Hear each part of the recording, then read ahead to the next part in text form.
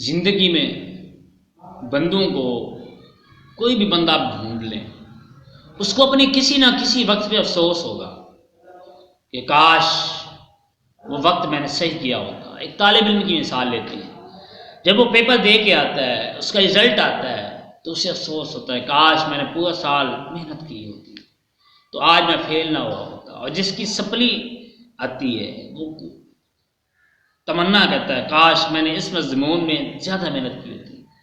حتیٰ کہ جس بندے کی پوزیشن آتی ہے، جس طالب علم کی، جس اسٹوڈنٹ کی پوزیشن آتی ہے، وہ بھی تمنا کرتا ہے کاش میں نے اس سے زیادہ محنت کی ہوتی، میرے نمبر اچھے آ جاتے، مارکس اچھے آ جاتے۔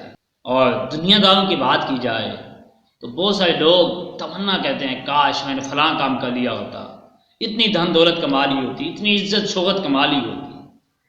اور جنتی بھی اس طرح تمنا کریں گے۔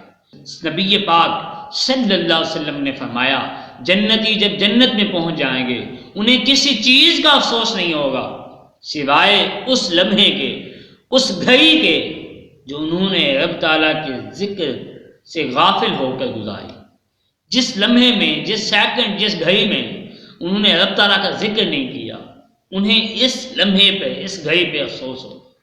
تو ہمیں بھی چاہیے کہ ہم رب تعالیٰ کا ذکر کثرت سے کریں، جب جنت میں جائیں ہمیں کسی چیز کا افسوس نہ ہو، کسی لمحے کا افسوس نہ ہو۔